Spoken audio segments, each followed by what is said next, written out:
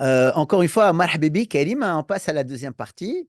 La première était très enrichissante. Un petit peu, vous avez expliqué comment ça s'est passé, un petit peu l'évolution au début, le début de Shurban en France et la marque qui est sur un marché de niche.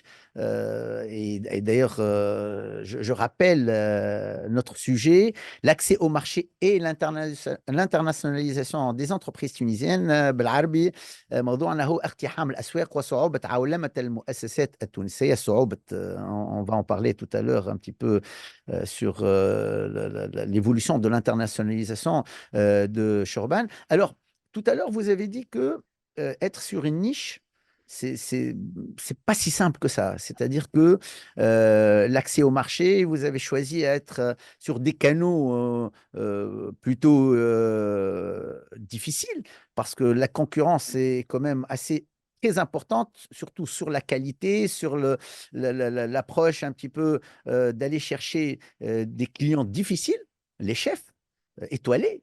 C'est choisir une huile d'olive et non pas une autre, c'est complexe. Kélim, Hakin, raconte-nous comment ça s'est passé, au moins la première fois. Alors, je crois que sans le vouloir, j'aime les challenges. C'est-à-dire que là où c'est compliqué, je vais aller. En plus de la qualité qui est recherchée par les chefs, comme vous le disiez maintenant, il y a quelque chose de supplémentaire comme challenge, c'est l'origine du produit. Voilà, ça reste un produit tunisien, un produit hors frontières, un produit qui est loin d'un pays. Encore des gens aujourd'hui qui ne savent pas que l'huile d'olive de Tunisie existe et est de bonne qualité, etc. Elle est Donc, millénaire, l'huile d'olive tunisienne. et oui, et pourtant, voilà, il y a encore un vrai travail d'éducation. Alors, je ne parle pas de chef étoilé, bien sûr, hein, c'est quand même des gens qui baignent un peu dans tout ça depuis Kérim, longtemps. est-ce que c'est pas aussi un manque de communication de chez nous?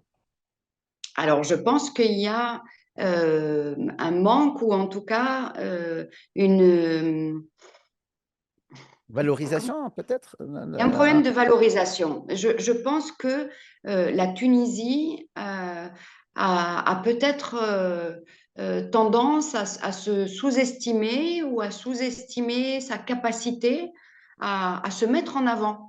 Je prends souvent l'exemple de l'Italie, de tout ce qu'on sait de l'Italie, pas seulement dans le domaine de l'huile d'olive. Ça peut être la mode, par exemple. On sait que voilà, la mode italienne, le cuir italien, etc.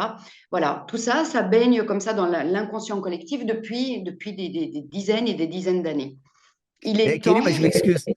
oui, Lorsque tu as parlé de cuir, j'ai eu l'odeur du cuir italien. C'est incroyable. voilà, Dans tu les vois. salons, c'est incroyable. Dans les salons, lorsqu'on on fait le tour, et tu sens l'italien, d'ailleurs, c'est le pays de l'exportation. Et est-ce qu'en Tunisie, on manque, ça manque, ça, on valorise pas nos produits alors que l'huile d'olive tunisien, il est encore vendu en vrac. Et toi, tu as dit non, on arrête ça et je vais vendre ma marque. Moi, ça me rend, ça me rend dingue que de voir aujourd'hui. Alors, je ne peux pas batailler toute seule, hein, je ne peux pas aller au front Non, toute c'est seule clair. en Tunisie euh, pour aller sonner à toutes les portes et de dire stop, stop, stop avec le vrac. Non, on perd toute la valeur ajoutée de ce produit, de cette matière première qui est une force pour la Tunisie. Je ne veux pas donner de noms de pays étrangers où il y a des huiles d'olive, parce que j'en goûte beaucoup, hein, de beaucoup de pays, notamment de pays européens, qui sont producteurs, qui sont exportateurs, qui ont des packaging mais magnifiques, c'est-à-dire qu'ils ont compris que le marketing avait une place importante. Par contre, quand vous goûtez le produit, c'est une catastrophe. C'est une catastrophe. Alors que nous, en Tunisie, on a une matière première exceptionnelle, on a la chance d'être quand même encore à l'abri de beaucoup de maladies, parce il faut aussi, il y a bien sûr toute la partie marketing, communication, exportation, internationalisation, etc. Mais il y a aussi toute la partie agriculture. Moi, avant de faire tout ça, ma préoccupation principale, ce sont les terres, les arbres, les fruits, voilà, le manque de pluie. Il y a toute cette question d'agriculture, d'agronomie qui est très, très importante. Et donc, c'est d'arriver à allier les deux.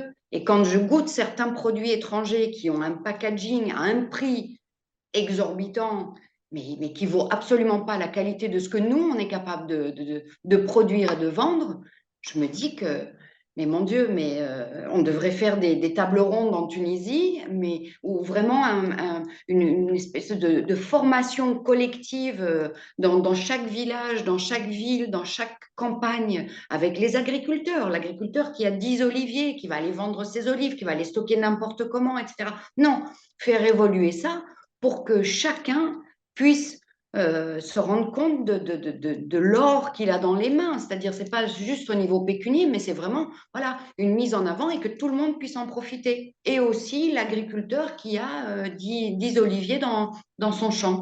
Parce que la Tunisie a une matière première euh, qui, qui, qui est à la hauteur et à l'échelle des plus grands dans le monde. Et Kelly, mais qu'est-ce qu'on dit à un chef étoilé pour un petit peu lui vendre cette or vert, alors que il y a les Italiens, il y a les Espagnols aussi qui font la même chose, les Grecs, de plus en plus les Chinois aussi le font. Donc, qu'est-ce qu'on fait pour vraiment convaincre des gens, des spécialistes? Toi aussi, tu es devenu vraiment spécialiste de l'huile d'olive, mais comment convaincre des clients aussi difficiles?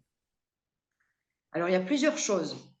Il y a arriver déjà avec un produit de qualité, donc s'assurer de la qualité. Comment on s'assure de la qualité? Parce que moi, je peux trouver mon huile très très bonne, mais ça ne suffit pas. Pour convaincre les gens, finalement, il y a heureusement les concours. Participer à un concours voilà, international, il y en a dans le monde entier. Il faut les trier aussi, parce qu'il y a un petit peu toutes sortes de concours. Il y en a qui sont vraiment basés sur le marketing, et puis il y a des vrais concours avec des vrais juges, avec des vrais experts qui goûtent, qui donnent des notes, etc. Quand vous arrivez avec une huile d'olive qui a raflé des médailles d'or, 2, 3, 4 mois au début, je vous avoue, hein, quand je me suis lancée, je n'avais pas pensé au concours parce que j'avais encore quand même, voilà, on commence petit, on va essayer de discuter, d'expliquer comment on fait, etc. Et puis on m'a donné l'idée, on m'a dit, mais finalement, on participe à un concours, ça va te permettre justement de savoir où se situe ton huile d'olive parmi ben voilà, des centaines, des milliers d'huiles dans le monde. Et peut-être que. Et puis vous recevez une médaille d'or. Et puis vous en recevez une deuxième. Et puis une troisième. Là, d'un coup, on se dit, ah, il y a une reconnaissance de la part d'experts, parce que ce sont des gens qui font des études, voilà, qui sont experts en la matière et qui vous disent, votre huile, elle est voilà, au niveau des plus grands. Donc, quand vous allez chez un chef étoilé, d'accord, et que vous avez la chance d'avoir 15 minutes, parce que voilà, leur temps est précieux, etc., vous avez un quart d'heure. Première chose qu'il va faire, lui, c'est son petit mélange, ses saveurs, goûter, etc. Et vous avez en gros 5 minutes pour le convaincre. Il va voir c'est pour ça que même sur mes bouteilles, j'ai mis sur l'étiquette, il y a les médailles. Parce qu'il va voir ça. Le chef étoilé qui passe son temps à aller chercher le produit qui va faire la différence sur son plat, sur son assiette, etc. Il sait que s'il y a une médaille d'or, c'est que ce produit en vaut la peine. Et puis lui, il va retrouver les saveurs qu'il recherche. Un chef étoilé, il ne travaille jamais avec une seule huile d'olive. Il en a 4 ou 5 pour les desserts, parce que ça se marie avec le chocolat, parce que ça se marie avec la fraise, avec tel poisson, avec telle chose, telle variété d'olive, de tel pays, de tel terroir. C'est très complexe, c'est très complexe. Et moi, c'est cette complexité qui me plaît finalement. En plus de juste dire que c'est une huile d'olive, voilà, qui est jolie, hein, une jolie bouteille qui va dans une. J'aime l'histoire qui va avec, j'aime la recherche voilà, je veux que quand on la savoure, on retrouve voilà, quelque chose d'un peu unique qui sort de l'ordinaire. C'est pas une huile qu'on va mettre juste voilà, pour cuire de légumes ou autre. Non, il faut qu'il y ait quelque chose en plus. Et donc, c'est ce que j'essaye, c'est le message que j'essaye de transmettre aussi à un chef. Et après, libre à lui, évidemment, de choisir et de retrouver ce qu'il recherche dans mon produit. C'est un vrai Le plaisir. challenge. Non, non, c'est un vrai challenge, mais je me dis, Shorban, elle a choisi ce positionnement quand même assez intéressant en France. parce qu'elle connaît le marché, parce que peut-être elle connaît les réseaux de distribution, elle connaît les chefs, mais aller au-delà de la France, comment ça se passe? Quel marché choisir et pourquoi? Après, ça se fait, je ne vais pas dire presque naturellement, mais les réseaux sociaux, hein, un peu de marketing, etc. Est-ce que vous Euh, avez un département pour les réseaux sociaux? Comment ça se passe pour les... j'ai un community manager, Ou voilà. vous externalisez peut-être? J'ai une personne qui gère les réseaux sociaux dans la mesure du possible. Après, moi, j'essaie de, voilà, je gère d'autres choses. Donc, parfois, on travaille ensemble, bien sûr. Et puis, comme je vous dis, comme c'est quand même une niche, finalement, c'est un milieu où il y a des échanges et donc où les gens viennent un peu naturellement vers vous en disant, voilà, j'ai entendu parler de votre produit, etc., etc. Donc, ça reste un réseau assez fermé, qu'on aime bien sûr toujours agrandir. Euh, à l'international, ça se fait, oui, par le réseau existant et par aussi. Quels sont les pays, quelles sont les autres destinations où Shorban se positionne d'une façon, comme en France, d'une façon importante? Alors, j'ai plusieurs pays en Europe. J'avoue qu'il y a beaucoup de choses quand même qui passent par mon site internet, d'accord? Parce que quand j'exporte, ma production qui est exportée, elle est basée ici en France. Et donc, à partir de la France, c'est dispatché dans les différents pays, c'est réexporté, etc.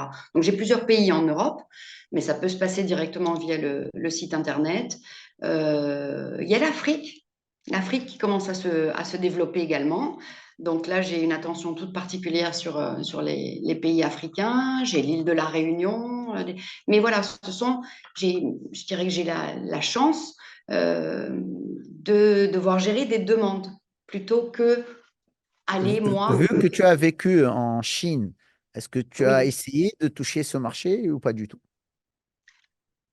un petit peu, mais je me suis un petit peu mis des freins personnellement Ah oui? parce que Comment? Pourquoi?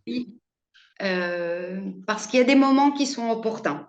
Et pour différentes raisons, parce que, ben voilà, parfois il y a des choses. On a eu le Covid, la période de confinement. Mais la raison principale, parce que vu que tu as vécu en Chine, logiquement, c'est naturel, quoi. On se dit, c'est mon marché, je le connais, etc.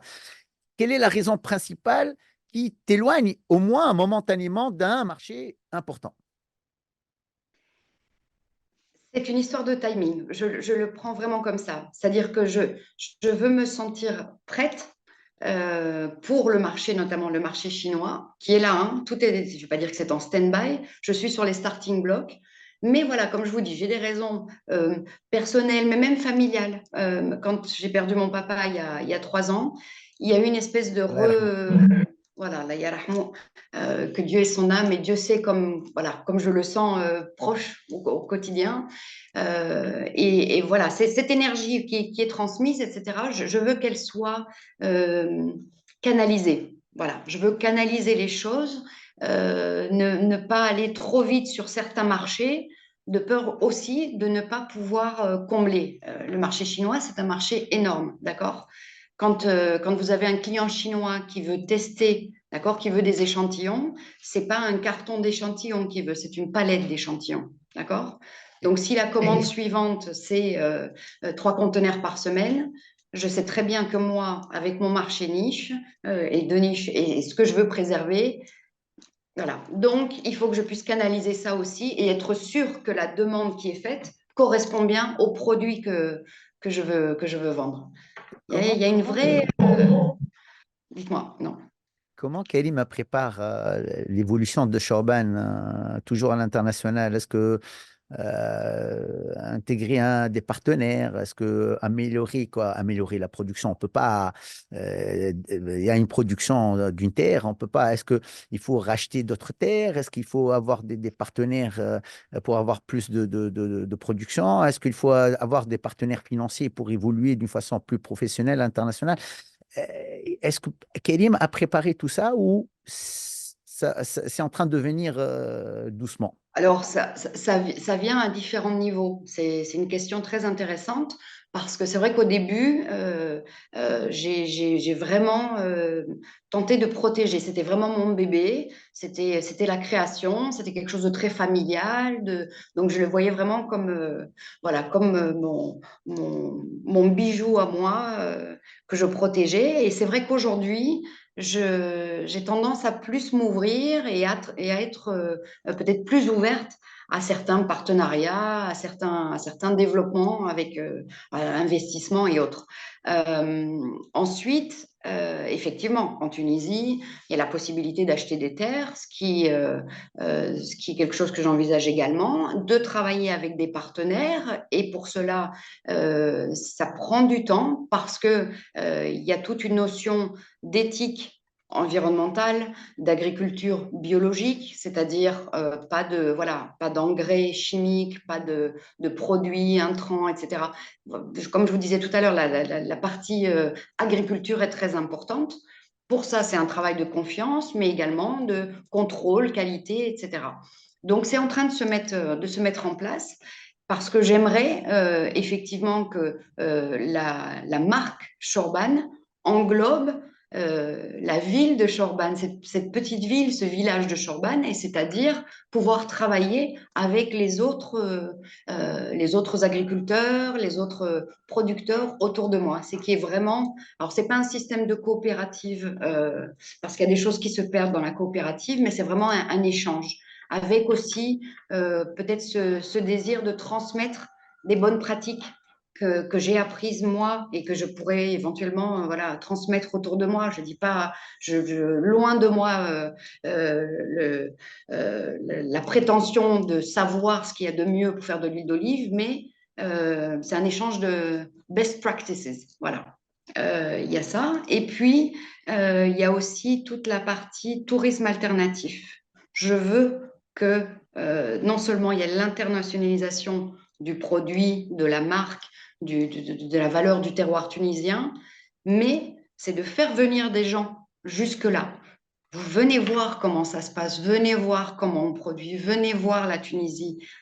Soyez rassurés, voilà, c'est un pays ouvert, c'est un pays riche, c'est un pays hospitalier, c'est un pays qui a, euh, qui a quelque part besoin que l'international vienne à lui. Parce qu'on sait aussi qu'on a perdu énormément d'investissements. Il y a beaucoup d'investisseurs qui ont fermé en Tunisie, qui sont allés dans d'autres pays. Eh bien, revenez. Et par ce côté peut-être un peu pas dire bohème, mais voilà, toujours lié à l'agriculture, à la gastronomie, bon, paysage fantastique qu'on a en Tunisie, c'est de faire venir, voilà, j'aime cette touche toujours un petit peu plus, moins business oriented, moins, vous voyez, on n'est pas dans la finance, on n'est pas que dans la finance. Il y a vraiment quelque chose de terrien, de terroir, c'est aussi ça que je veux ramener, voilà, c'est de les amener à la Tunisie. Et donc, il y a une partie, voilà, un peu de tourisme que j'aimerais développer autour de la marche urbaine. Bravo pour cette cohérence parce que ça va ensemble quoi finalement.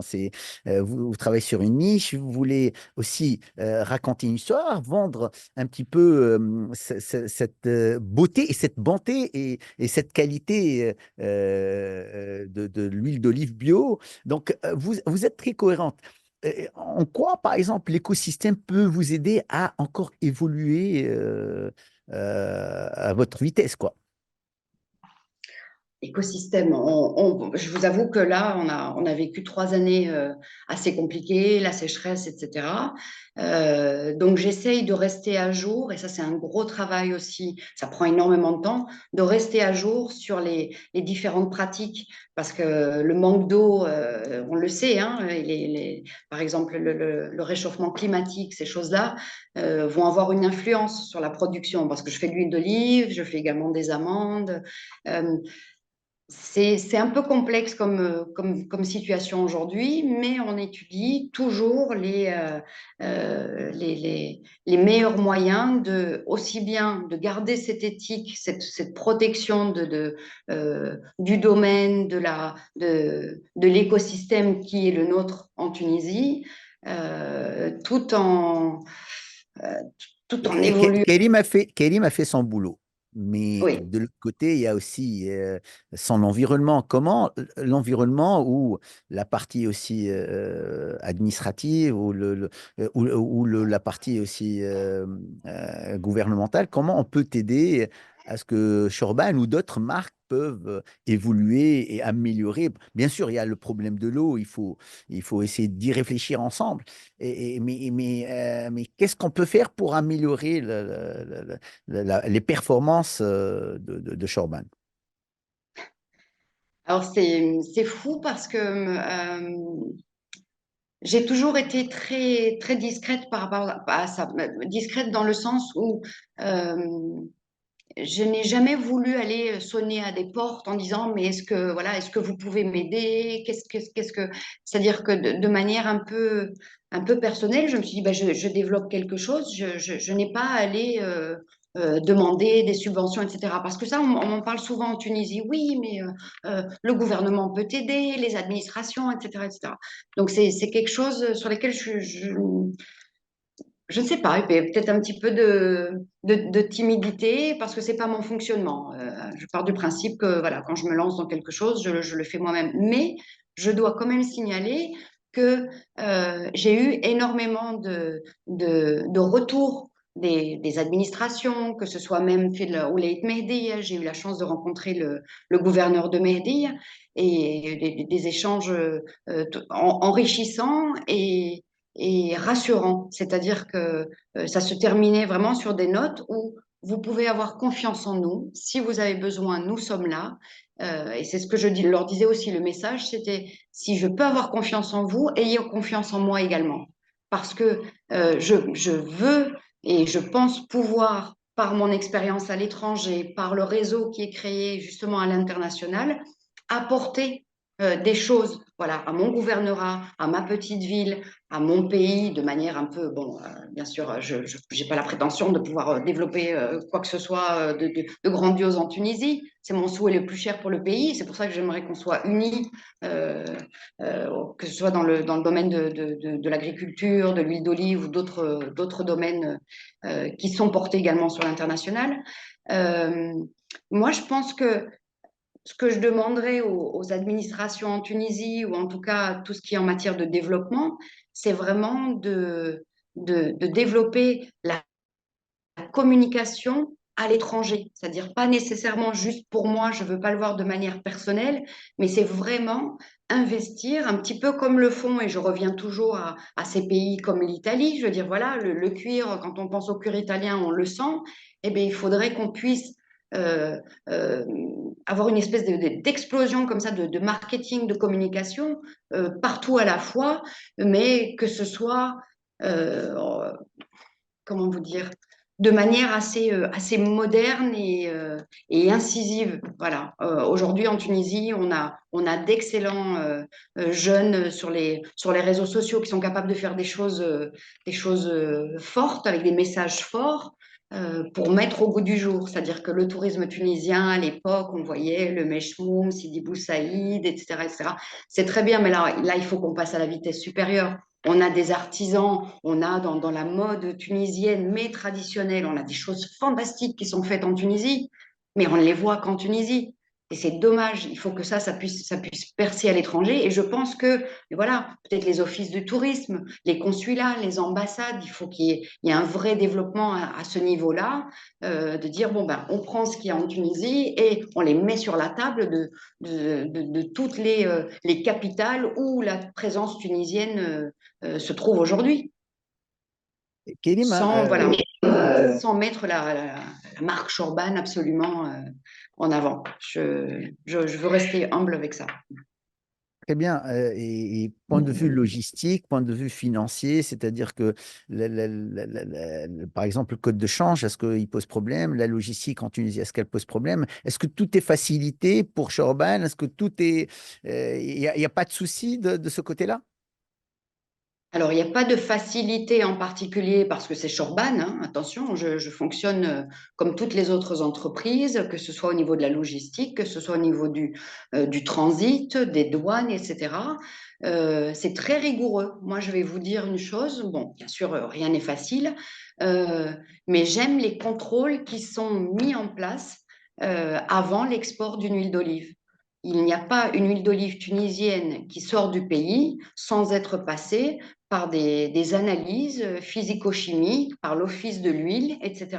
Donc, ce sont des contrôles très poussés. Si votre huile ne respecte pas les normes internationales qui sont faites sur l'huile d'olive, votre huile, elle reste en Tunisie. Elle ne passe pas la frontière. Donc, j'aime cette rigueur parce que justement, il vaut mieux que les contrôles soient faits au niveau de la Tunisie pour éviter après la mauvaise presse à l'étranger. On a été attaqué par des magazines, je ne parle pas de la marque Chorban, je parle de l'huile d'olive tunisienne qui fait de l'ombre à d'autres huiles internationales. On a été attaqué à temps en temps un magazine qui, voilà, qui dit qu'on trouve ceci, cela dans les huiles. À nous d'en tirer les leçons si c'est le cas. Moi, je sais que mes huiles, elles sont contrôlées en Tunisie. De temps en temps, aux douanes françaises, il y a des contrôles supplémentaires. Certes, ben, dans ce cas-là, la marchandise est stoppée une semaine de plus le temps que les contrôles soient faits. Ça ne me pose aucun souci. Je sais ce qu'il y a dans mes huiles, je sais qu'elles sont contrôlées et je sais qu'elles sont validées. Voilà, il y a aucun produit, elles sont certifiées bio, etc. Tout à l'heure, on a parlé de valorisation, Karim. Hein. D'après toi, comment on peut valoriser nos produits en général en Tunisie? À l'international, donc, hein, Oui, oui, bien toujours. sûr. Je vous dis, il y a ces concours, il y a ces présences sur sur les grandes foires internationales, que ce soit, donc, quand on parle de l'alimentaire, bien sûr, sur ces food fairs qui ont lieu dans différents pays. Alors tout ça, ça a un coût aussi. Hein. Ça coûte cher d'être sur un salon à Dubaï, sur un salon au Canada, etc. Mais il y a des choses qui se passent. Il y a des acteurs tunisiens qui sont sur place. Il y a un vrai mouvement dans ce sens-là. Donc, on peut avoir l'impression que la présence n'est pas suffisante et évidemment, elle n'est jamais assez. Il y a encore beaucoup de choses à faire, mais je vois l'évolution entre 2016-2017 où j'ai commencé et aujourd'hui 2024. Ça évolue à toute vitesse.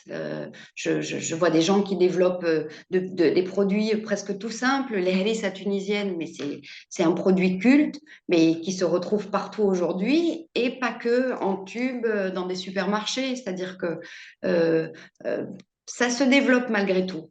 Il y a les foires, il y a les salons, je vous dis, il y a cette communication qui peut-être, si le gouvernement, en tout cas si la Daoula devait peut-être y mettre un petit grain de sel, ce serait au niveau voilà, des ambassades, des consulats. Il y a peut-être des choses à faire à ce niveau-là aussi. Voilà, moi je Pourquoi pense. il y a pas, Kélim, pourquoi il n'y a pas un grand événement de l'agroalimentaire en Tunisie où on invite des grosses boîtes de l'international, on invite, les gens veulent venir en Tunisie, il y a la mer, il y a le soleil, c'est très très beau, les gens aiment venir en Tunisie. Pourquoi il n'y a pas un très grand événement international en Tunisie en agroalimentaire? Moi, je dirais Yallah, allons-y, organisons-le, et pourquoi pas? Je serai la première à mettre en place des choses avec mon réseau international, avec grand plaisir. Et ça, ce sont des choses qui peuvent se mettre en place vraiment parce que enfin, je pense par exemple au directeur de l'OTE que j'avais rencontré à l'époque à Mehdi, à l'été dernier d'ailleurs. Donc voilà, des organisateurs, l'Office des Tunisiens de l'étranger, etc. C'est tout à fait possible. Je ne sais pas pourquoi il n'y en a pas. Je pense qu'il y en a, mais à petite échelle, avec certaines ambassades, avec certaines délégations, etc. Mais on pourrait effectivement mettre en place une fois par an ce type d'événement. Alors moi, je signe. Je signe tout de Kélim, suite. on termine avec un message. au secteur. Je veux que Kélim s'adresse aux Tunisiens qui travaillent dans l'agroalimentaire et qui veulent passer à l'échelle internationale. Qu'est-ce que vous leur passez comme message? Alors, je leur dirais qu'il ne faut pas hésiter, mais garder en tête que votre qualité, l'excellence de vos produits, de vos procédés, de votre éthique dans le business doivent être irréprochables. Vous n'avez pas le droit à l'erreur. Nous n'avons pas le droit à l'erreur. Parce que si on essaye pour des raisons peut-être pécuniaires, financières, etc., d'aller trop vite ou voilà, de ne pas tout miser sur la qualité, sur l'excellence du produit, on ne nous fera pas de cadeau. Donc, gardez ça tout le temps à l'esprit. Il faut que votre qualité soit irréprochable. Très, très bien. Merci beaucoup, Karim El Bedoui. C'est un moment vraiment très intéressant. Karim, Managing Director Olive Co, la marque Shorban. Merci beaucoup et à très bientôt. Un grand merci à vous. J'ai vraiment apprécié. Voilà, plaisir Merci. partagé. Bye. Merci. Au revoir. Au revoir.